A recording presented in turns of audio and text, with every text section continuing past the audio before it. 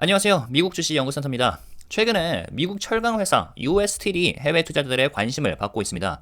USSTL은 이름 그대로 미국의 대표적인 철강 회사인데요. 철을 녹여서 자동차, 빌딩, 다리 같은 데 들어가는 철강 제품을 만들어 파는 회사죠. 100년이 넘는 역사를 가진 기업으로 미국 산업의 상징 중 하나이기도 한데요. X라는 아주 단순한 티커를 쓰는 것만 봐도 이 회사가 얼마나 오래됐는지 알 수가 있을 정도입니다. 이번에 USSTL이 이슈가 된 것은 철강 생산량 때문이 아니라 일본 제철의 인수건이 다시 수면 위로 떠올랐기 때문인데요. 미국 트럼프 정부가 인수합병에 대한 재검토를 지시했고 여기에 행동주의 투자자들이 반응을 하고 있는 상황이고 주가도 극적으로 반등을 하고 있어서 투자자들이 주의 깊게 지켜봐야 할 변수가 좀 많아 보입니다. 그래서 초보자들도 이해할 수 있도록 쉽게 하지만 깊이 있는 내용으로 한번 정리를 해보겠습니다. 역시나 가장 큰 이슈는 니폰 제철, 일본 제철의 인수 건입니다.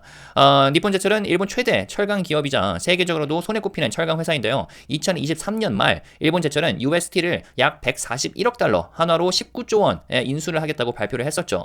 철강 산업에서는 글로벌 M&A로는 상당히 큰 규모입니다. 하지만 2025년 1월 미국 바이든 전 대통령은 이 인수가 미국의 핵심 산업을 외국 기업이 소유하게 될 위험이 있다고 판단을 하고 국가 안보를 이유로 거래를 차단을 했습니다.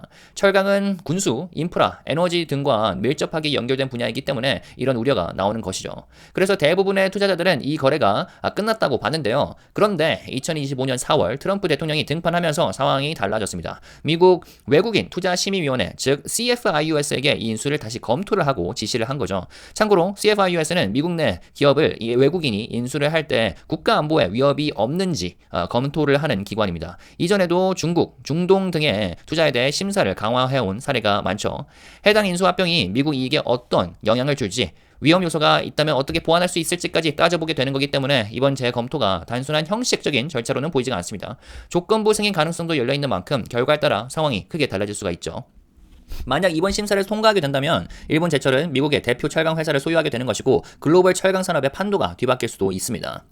자, 일본 제철과의 빅딜 가능성이 다시 살아나자 행동주의 투자자들도 바로 반응을 했습니다. 안코라 홀딩스라는 투자회사가 대표적인데요. USSTL의 기존 주주이기도 한데 이사회에 2025년 주주총회를 잠시 미뤄달라고 공식 요청을 했습니다. 왜 그랬느냐? CFIUS의 검토가 끝난 뒤에야 주주들이 제대로 된 정보를 가지고 중요한 사안에 투표할 수 있다는 논리였습니다. 지금 주주총회를 열면 불확실한 상황에서 불안정한 결정을 내릴 수 있다는 우려죠.